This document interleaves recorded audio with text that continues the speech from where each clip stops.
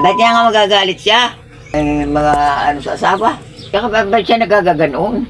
Ikaw mo ang dahilan, ayaw mo ga akong pakasala, di maghiwalay tayo. Kainangan na rin itong taong ito. Nagawa pa ng ano. Ayaw siguro pakasal ng gano'n na. Baka nahihiya.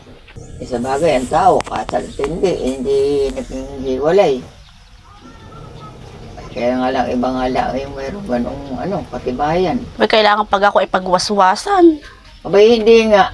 At sa ganun laang, hindi naman pagsabi siya ng ayos. Mga kabugunutan din nawawala. Saka na nagsasabi, nagaganoon pa. Abay, ngayon lang naman nanakit sa akin yan eh. Abay siya nga, ba't nagaganoon nga siya?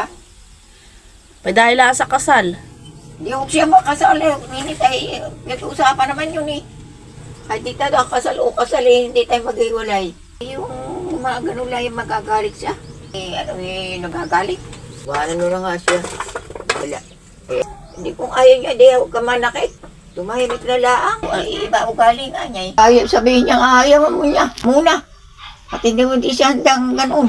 Bay, Diyos ko po. Tapos ayaw, nung pagka sinasabi mong ganun, hindi mo sinasabing ganun kayo magpapakasal. Tayo na nagbayo. Kaya lang nakita kong ayaw magpakasal ng ang kasi ngayon baka nilak dagat po ay mag-inom pa nga yan.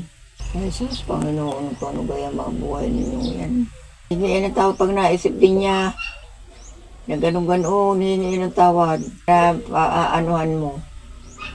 Pag kayo na, pagwikaan ko yun, ha? Walang hiyatabot ng ito.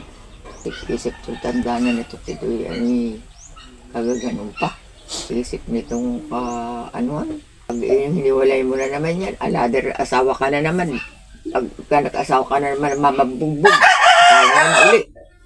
Ay, inaku ninik. Mahirap. Ibang-iba na nga yung mga lalaki. Minasunod, ba't tayo pakasal? Yun ang tanong ko sa kanya. May gusto pang pakasal ang iba. Pati hindi naman niya gaya ng ibang namamamae. Kaya muna kita naman niyang namamamae. Baka naman humingi sa iyo ng tawad. Ay kami mga anak na ganyan na init. Manghumirap na ganyan ang kabataan ka pa, kaasawa ka na uli. Kakasawa ka na uli. Iba nga na ngayon, pati mga lalaki.